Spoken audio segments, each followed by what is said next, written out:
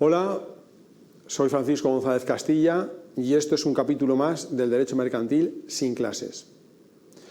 Este capítulo va ligado al anterior. Os comenté que tanto los contratos de colaboración como los contratos de distribución, en sentido estricto, tenían una función económica semejante: servir a la colocación de los productos del empresario, fabricante, importador en el mercado.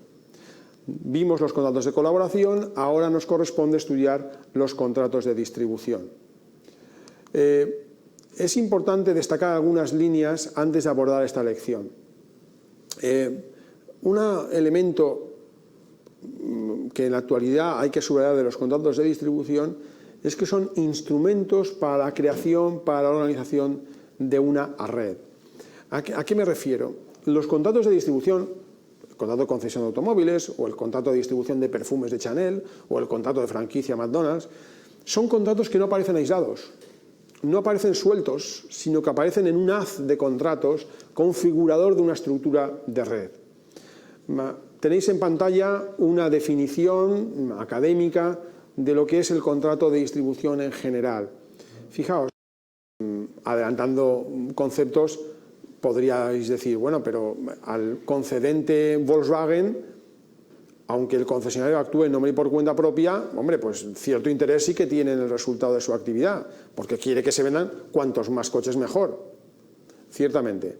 Digamos que hay una actuación en nombre y por cuenta propia desde el punto de vista puramente jurídico, aunque es verdad que la actuación del distribuidor pues repercute claramente en la red, no solamente en el fabricante, y por tanto hay una actuación también, entendedme, por cuenta ajena, pero jurídicamente es una actuación por cuenta propia. Y fundamental, el distribuidor, comisionista, franquiciado, distribuidor autorizado, no actúa de forma plenamente independiente en su actividad comercial, sino que se compromete a respetar una disciplina de red, una disciplina más o menos integrada que le llevará pues, a prestar un servicio postventa o a que él tenga que tener un trato especial para la venta de un perfume, etcétera, etcétera. Para que entendáis qué significa que los contratos de distribución no aparecen aislados, sino que son estructuras jurídicas que configuran una red, os pongo, como estábamos comentando, el ejemplo del concesionario de automóviles.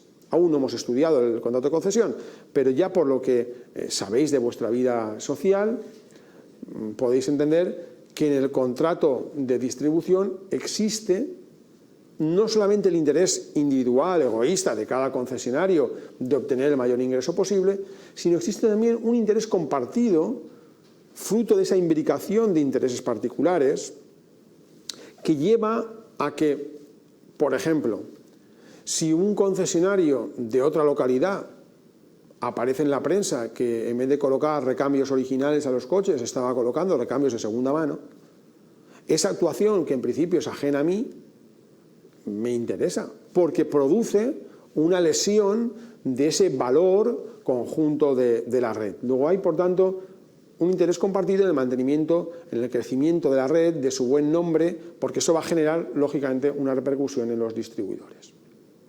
Fijaos, estos contratos, en segundo lugar, tienen un matiz de contrato marco. ¿Por qué?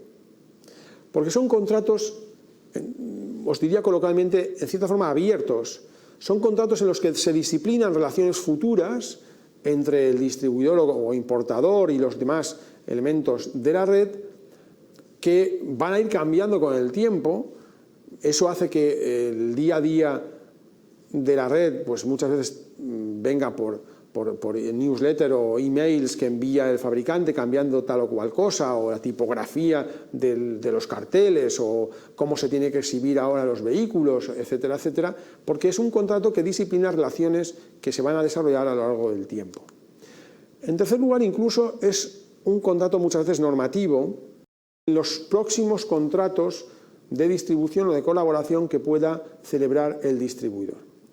A modo de estructura piramidal, lo que quiero indicar con esto del contrato normativo es que puede ocurrir que en un contrato, por seguir con el ejemplo de concesión, se diga que si el concesionario de la zona de Levante celebra contratos de agencia o de taller autorizado con otros talleres o agentes de la zona, en esos contratos se tendrá que decir tal o cual cosa, o se tendrá que permitir que el concedente pueda fiscalizar la contabilidad, o se tendrá que decir que los recambios tendrán que ser comprados al concedente. Es decir, se establecen normas para futuros contratos. Como veis, se trata de unas figuras realmente complejas, muy en boga en la actualidad,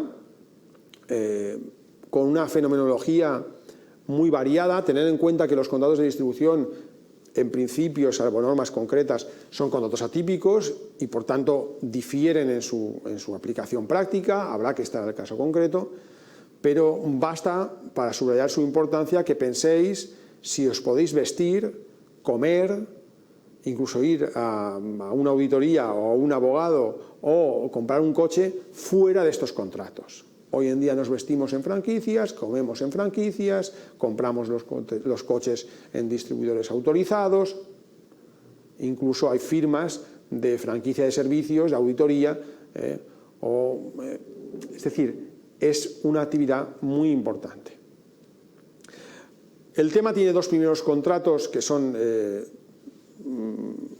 menos integrados, es decir, donde no llega a esta complejidad, que son el contrato de suministro y el contrato estimatorio.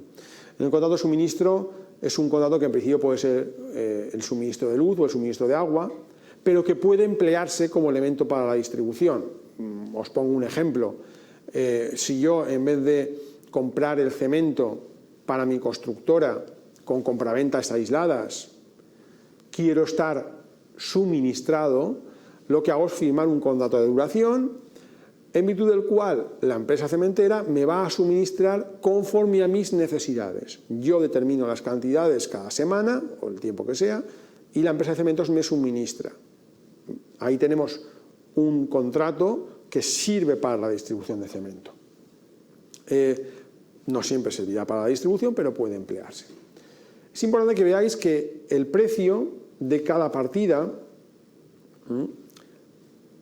se paga para cada entrega, cada prestación, pero no hay un precio único para todo el contrato, sino que cada prestación es hasta cierto punto independiente. Eso determina que un incumplimiento aislado durante el periodo de tiempo del suministro no provoca el incumplimiento total del contrato. Por cierto, es un asunto que litigiosamente es frecuente, ¿no? Hay un incumplimiento del pago de un precio, el vendedor pide que se resuelva el contrato por incumplimiento, por impago del cliente, es una compraventa, y el cliente dice que no es una compraventa, sino que era un contrato de suministro y que por tanto, independientemente de ese concreto impago, que el contrato tiene que mantenerse en vigor, ¿no? Este contrato, además de que echéis un vistazo a los manuales, puesto que no tienen una normativa concreta, es importante destacar algunas cosas. Primero, las cantidades a suministrar normalmente las señala el suministrado. Segundo, el precio. Como es un contrato de duración, es muy habitual cláusulas de estabilización.